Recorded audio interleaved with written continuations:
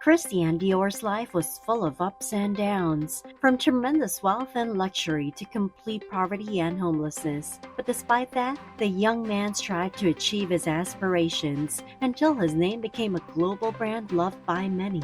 Welcome to Lux Life, and when it comes to luxury and lifestyle, we've got you covered. Today, we're going to talk about fashion designer Christian Dior, his eventful life, and how his brand became a sought-after luxury name. But before we begin, don't forget to hit that like button and subscribe to our channel. Feel free to click that notification bell to receive updates and be the first to check out our latest videos. Now let's begin. Christian Dior was born in Granville, a beach town in the north of France, on the 21st of January 1905. His family eventually relocated to Paris, where he grew up. He was the second of 5 children, born to Madeleine and Maurice Dior, the owner of a successful fertilizer company. After graduating from college in 1928, the 23-year-old used his father's money to open a small art gallery. In exchange for the money, Dior's father only asked that the family name not be linked with the gallery. Soon after the gallery opened, he began selling works by artists like Pablo Picasso.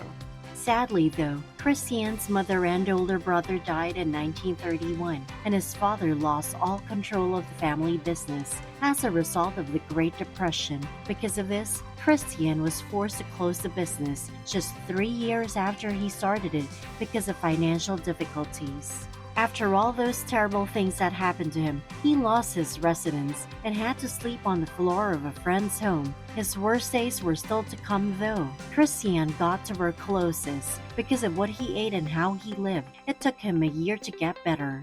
But Dior survived, and once he was better, he started selling his fashion sketches for about 10 cents each. Not long after that, he also started selling sketches of hat designs to publications.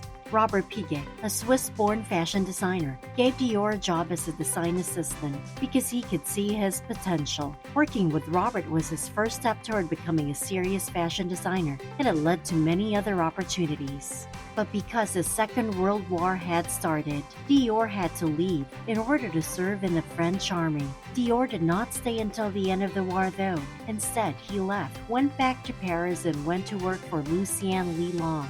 Working under Lelong helped trigger Dior's ambition to start a business of his own. Marcel Boussac, a millionaire and entrepreneur, gave him money so that he could finally start his own fashion house. He opened up his very own boutique in 1946, which was the same year that his father died. During his time, Dior was interested in dreams and glamour. Now that the war was over, he wanted to bring back femininity and a focus on luxury. The first couture collection came out less than 3 months after his fashion house started.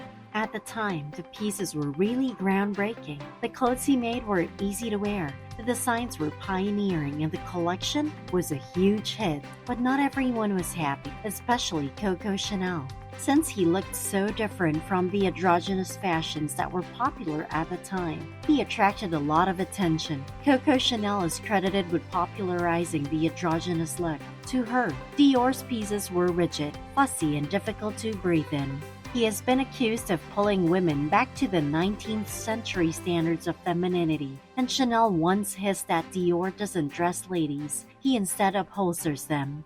But Dior didn't see it that way. He believes his work celebrates the beauty of the female body. However, many women in the U.S. agreed with Coco Chanel, and when Dior came to the country in the fall of 1947, protesters greeted him. But despite the backlash, Dior kept going. He was already a big part of a resurgence of couture in France, but he wanted to grow even more, and this expansion happened very quickly. 1 year after his collection came out, he set up shop in New York City.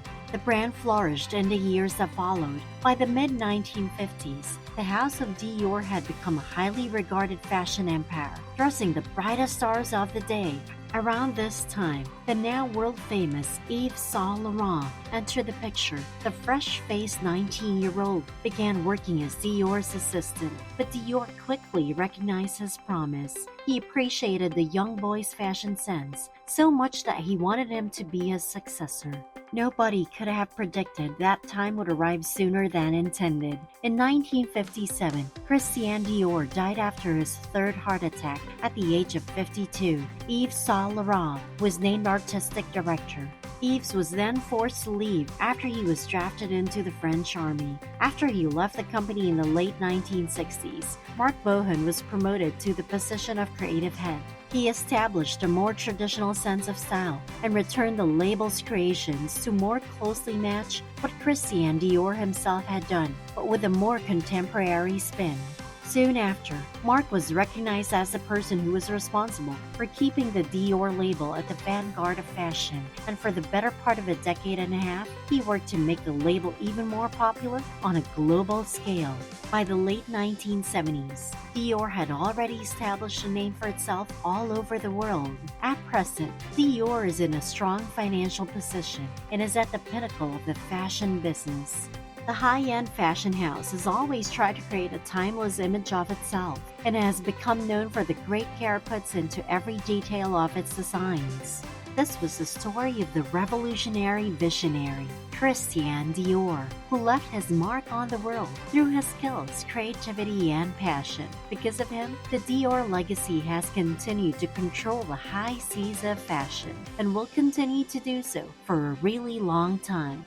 If you enjoy this video, make sure to hit the thumbs up button, click subscribe, and hit the notification bell to receive updates on our latest videos. Also, feel free to leave us a comment. If you want to watch more videos, head on over to our channel to see more from Lux Live. See you!